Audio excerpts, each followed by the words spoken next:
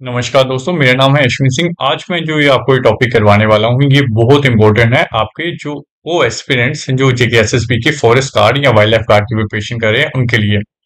आपको मालूम होगा कि 20 मार्क्स का अलग से टॉपिक मेंशन किया गया है जेकेएसएसबी द्वारा कि जो कि कवर करना है आपने फॉरेस्ट गार्ड की प्रिपरेशन कर रहे हैं उनको। उसी टॉपिक्स में से सब टॉपिक है बायोडाइवर्सिटी और उसके टाइप्स। आज मैं आपको बायोडाइवर्सिटी और उसके टाइप्स टू द पॉइंट करवाऊंगा। आई कैन गारंटी इट, अगर आप इसको अच्छे से पढ़ लोगे तो उसमें 2 मार्क्स आपके कंफर्म हो जाएंगे। तो स्टार्ट करते हैं। बायोडाइवर्सिटी क्या होती है? बायोडाइवर्सिटी जो है शॉर्ट फॉर्म है बायोलॉजिकल डाइवर्सिटी का।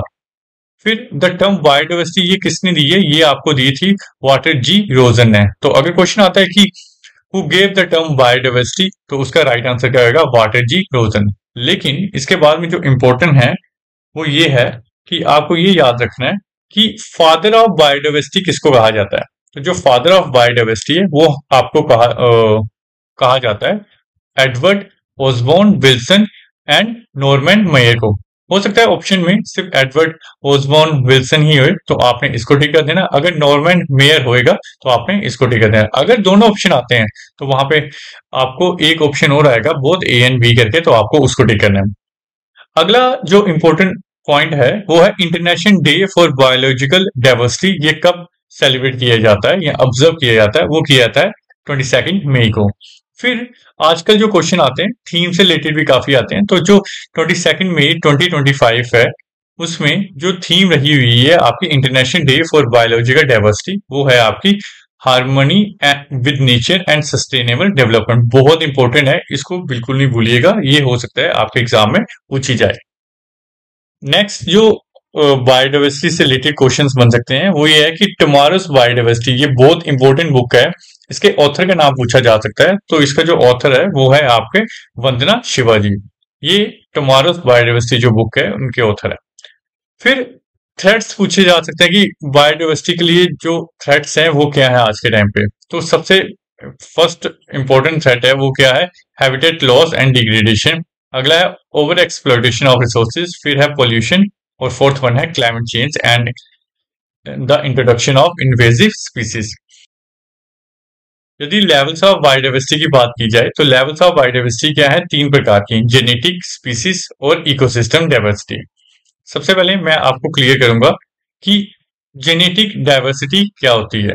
तो जो जेनेटिक डाइवर्सिटी होती है वो आप समझिएगा कि जैसे अगर कोई इंसान चाइना में रहता है, उसकी शक्ल थोड़ी अलग दिखेगी, हमें देख के ही हम बता सकते हैं कि ये चाइनीज है।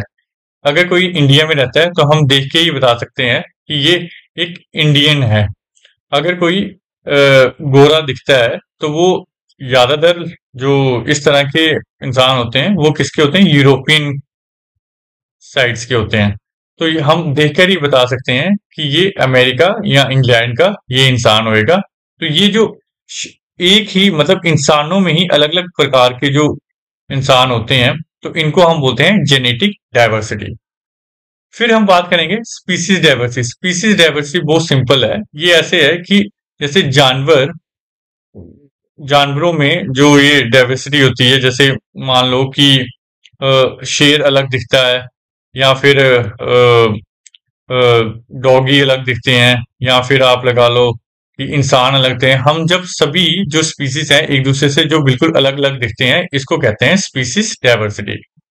फिर हम बात करेंगे इकोसिस्टम जो डाइवर्सिटी है उस बारे में। तो जो इकोसिस्टम डाइवर्सिटी है वो क्या होती है? जैसे आपको मालूम है कि अगर नदियों की बात की जाए वहां पे अलग तरह के प्राणी रहते हैं, लैंड पर अलग तरीके के प्राणी रहते हैं। जैसे जो नदियों में रहते हैं जैसे मछली वगैरह होगी, मगरमच्छ हो गया, वेल्स वगैरह होगी, उनकी जो शक्ल है या उनका जो रहन सहन है वो अलग है कंपेरेटिवली जो लोग धरती पे रहते हैं।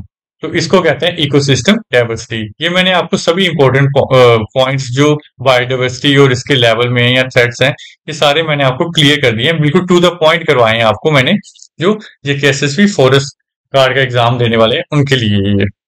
अभी मैं इसके बाद में जो इंपॉर्टेंट इसके एमसीक्यूज बनते हैं वो भी मैं आपको बता दूंगा अभी नेक्स्ट वीडियो में। Thank you so much.